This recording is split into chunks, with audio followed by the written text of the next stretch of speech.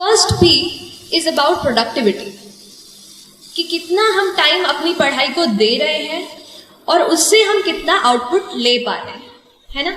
कई बार ऐसा होता है कि हम 10 से 12 मतलब है ना बिल्कुल गिन करके बैठे हैं, सुबह से इतना टाइम लगा रहे हैं, पर फिर भी अगर हम एंड में देखते हैं तो हम उतने टेस्ट सॉल्व नहीं कर पाते। क्या आपके साथ ऐसा हुआ है? तो ये चीज का प्रॉब्लम है, मेरे साथ भी होना था ऐसा ही। ये प्रोडक्टिविटी की प्रॉब्लम है, टाइम हम उतना लगा रहे हैं पर उतना रिजल्ट नहीं मिल पा रहा है। तो उसके लिए तो एक चीज ये की मैंने कि जितने भी डिस्ट्रैक्शन हमारे एनवायरमेंट में होते हैं, जैसे कि हमारा फोन सबसे बड़ा, उसका जो यूट्यूब का ऐप है, उससे जो रिकमेंडेड वीडियोस में हम चले जाते हैं, उन चीजों को थोड़ा सा मैंने कम किया।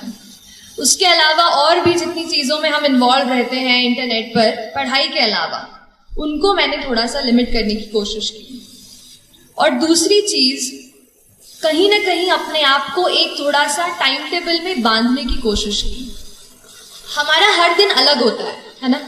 कभी किसी दिन पढ़ने का मन करता है, कभी किसी दिन पढ़ने का मन नहीं करता है, लेकिन फिर भी हमको एटलीस्ट 5 to 6 आवर्स मैं कहूंगी, अगर आप किसी भी एग्जाम की तैयारी कर रहे हैं, माफ कीजिएगा आप लोग पीछे बैठे हैं, मैं आपको देख नहीं पा रही हूँ, बट तो किसी कोई भी एग्जाम जो है वो 5 to 6 आवर्स आपको रोज मतलब मैं कहूंगी कंसिस्टेंटली आपको देने की जरूरत है ना। और उसके लिए आप अपना एक कुछ छोटा सा रूटीन, भले ही सोने के पहले आधा घंटा अपना दिन जो है दूसरा वो आप प्लान कर लीजिए, क्योंकि हर दिन नया होता है। अगर एक दिन आप टाइम टेबल बना दिया यहाँ से यही करूंगा और एक वीक आप सोचो कि फॉलो हो जाए, तो मुझसे वो फॉलो नहीं हो पाता था। तो मैं ये करती थी कि सोने के पहले थोड़ा सा आधे घंटे में कल क्या क्या टॉपिक्स पढ़ने हैं, क्या क्या चैप्टर्स कवर करने हैं, वो सब एक बार मैं लिख लिया करती थी। एक ये कहना चाह रही हूँ प्रेपरेशन की। तो प्रेपरेशन में अगर यूपीएससी स्पेशली बात करूं तो मेरे पूरे प्रेपरेशन के 2 इंपॉर्टेंट पिलर्स रहे। एक था करंट अफेयर्स। करंट अफेयर्स इसलिए एक इंपॉर्टेंट पिलर है क्योंकि ज्यादातर एग्जामिनेशन आप देखेंगे तो बहुत ज्यादा आजकल ना डायनामिक होती जा रहे हैं, कि वो ये नहीं जानना चाहते कि चलो शाहजहां ने बना दिया ताजमहल, वो तो हमें पता है, अब उसकी आगे की बात करो। तो अब जो डायनामिज्म एग्जाम में आ रहा है उसके लिए करंट अफेयर्स पे आपकी पकड़ अच्छी होनी चाहिए। और करंट अफेयर्स के लिए मैंने न्यूज़पेपर को जो है सबसे ज्यादा अच्छे से पढ़ा। पहले इंडियन एक्सप्रेस मतलब पहले तो द हिंदू पढ़ती थी, फिर जब इंटरव्यू मेरा पास आया तो फिर मैंने द इंडियन एक्सप्रेस भी शुरू किया पढ़ना। और जो भी आप हिंदी माध्यम में अगर कुछ बच्चे दे रहे हो तो आप उस तरीके के न्यूज़पेपर पढ़ सकते हैं, लेकिन न्यूज़पेपर आप हमेशा पढ़ें, क्योंकि न्यूज़पेपर बहुत ज़्यादा अपने आप को चीज़ों को समझने में, हमारे आसपास एनवायरनमेंट में क्या चल रहा है वो पता करने के लिए आपको हेल्प करेगा।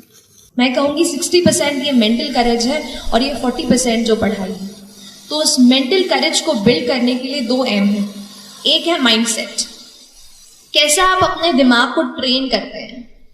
देखिए एक बात होती है, जैसे आप खड़े हैं वहां पर, चलिए आपको नहीं कह रही, जैसे हम कभी पढ़ते हैं तो हमें लगता है कि आज मैं बहुत थक गई हूँ, आज बिल्कुल पढ़ने का मन नहीं है, अब तो पढ़ ही नहीं पाऊंगी।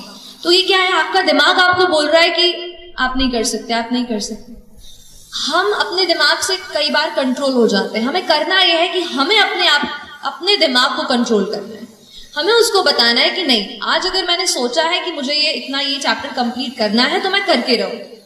तो आपको अपने दिमाग को कंट्रोल करना होगा, ठीक है। जब तक हम अपने माइंड को, अपने हार्ट को नहीं एक जगह फोकस कर पाएंगे, तब तक हम अच्छे से फोकस नहीं कर पाएंगे। तो ये चीज आप अपने आप को जरूर बताते रहिए। और जो दूसरा एम की मैं बात करती हूँ वो है मोटिवेशन। तो कई बार ऐसा पूछते थे, मैं भी जब पढ़ रही थी तो इंटरनेट पे ऐसे यूट्यूब पे सर्च करती थी हाउ टू स्टे मोटिवेटेड। तो लेकिन वो चीज मुझे बाद में समझ आई कि बाहर का कोई इंसान मुझे नहीं बता सकता कि how will I stay motivated. तो फिर थोड़ा अंदर मुझे झांकना पड़ा और तब मुझे समझ आया कि मैं कैसे मोटिवेट हूँ। तो फिर जब आपको मन करे ना कि आज तो हो गया, आज बहुत पढ़ाई कर ली, तब अपने आप से पूछो कि ऐसा क्या है जिसने मुझे पुश किया कि मैं ये करियर चुनूं। ऐसा क्यों है कि मैं एसएसबी के एग्जाम के लिए बैठ रही हूं या बैठ रहा हूं। Why is it? अगर आपका वाई तगड़ा है ना तो आप पूरी जर्नी से अच्छे से निकल जाओगे। इसलिए अपने वाई को, why do you want to join the civil service, Why do you want to clear this exam? That is very, very important. So don't start कि अगर करूँगा तो अच्छा वो मिल जाएगा, प्रेस्टीज मिल जाएगी. अगर आप प्रेस्टीज को सोचकर अगर आप सिविल सर्विस का एग्जाम देने जा रहे हैं तो माय डियर फ्रेंड्स ज़्यादा दिनों तक वो आपको मोटिवेट नहीं रख पाएगा. मोटिवेशन आपको कहीं ऐसी जगह से आना चाहिए कि अगर आप कहीं जा रहे हो, किसी बच्चे को देख रहे हो, किसी दुकान पर काम करते हो, तो क्या आप ये सोचते हैं कि वो बच्चा वहां पे नहीं होना चाहिए, वो बच्चा अभी स्कूल में होना चाहिए? क्या हम कुछ कर सकते हैं अपनी पढ़ाई से? क्या हम किसी ऐसे पोजीशन पे पहुंच सकते हैं कि उस बच्चे को वहां से निकाल कर स्कूल में भर्ती करा दें? तो ये चीज आपको मोटिवेट करनी चाहिए.